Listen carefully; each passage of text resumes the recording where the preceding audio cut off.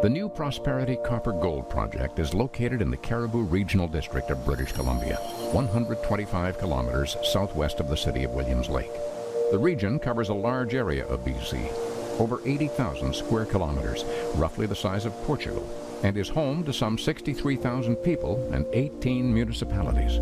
This is also home to a number of First Nation communities for whom the area is considered traditional territory.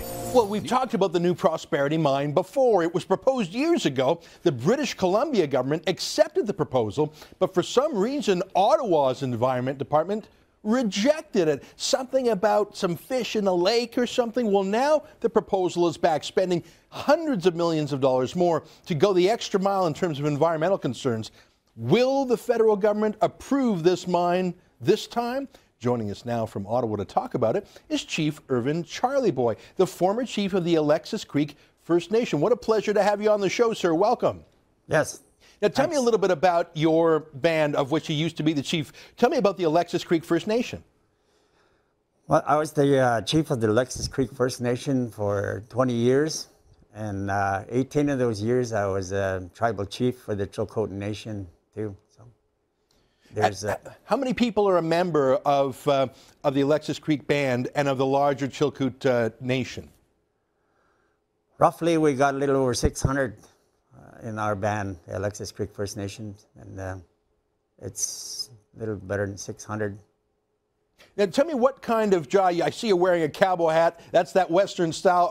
Are you involved in ranching or agriculture? What are the jobs for the young men and women on your band? What kind of work is there in the place where your people live?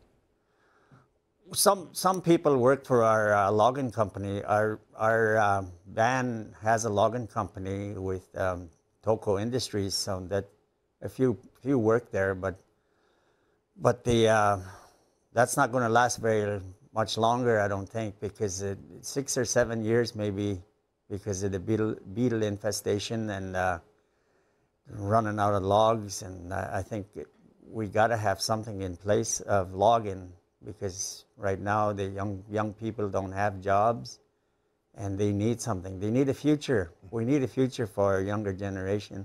Well, now that's why you've flown to Ottawa to help make the case for the mine. Tell me why you support the proposed mine. It's a copper and gold mine. We heard a little bit about it there.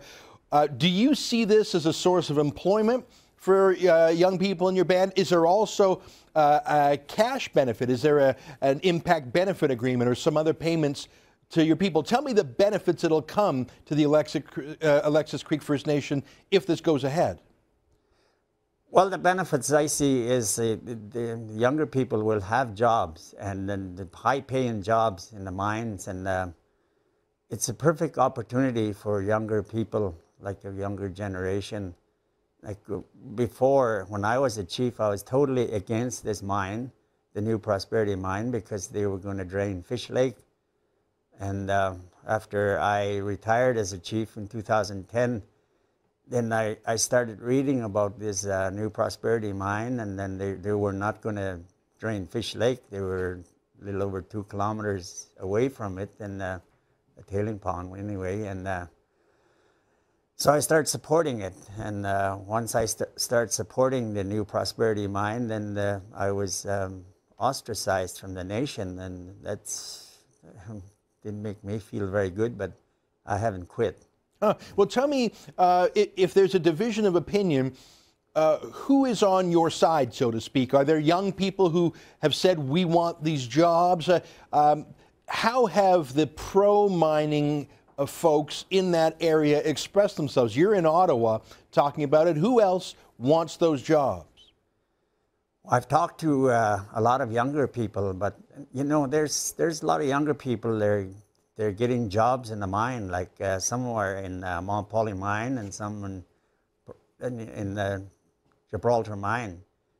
And they're really proud of themselves for getting that job. One of them said to me, like, I've been there for a month now, and he said, and he's really happy that he's supporting a young family, and that's good. I like to see young people like that happy, and right now there's nothing for them, and a lot of them are getting into trouble and resorting to violence and crime. Like There's things that are going on out there that it's really awful.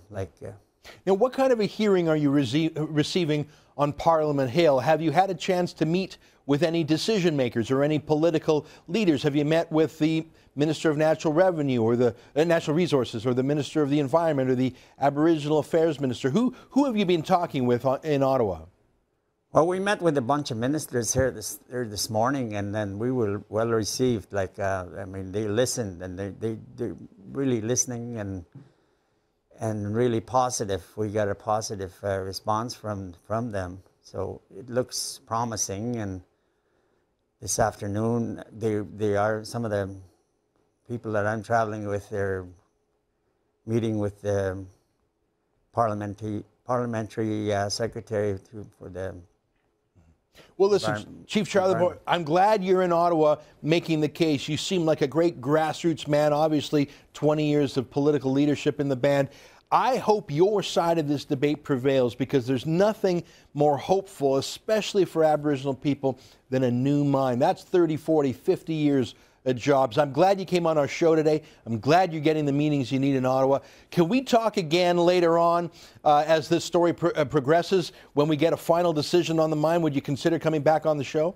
Sure. Right on. Well, thanks, Chief. Nice to meet you, and good luck. Thank you.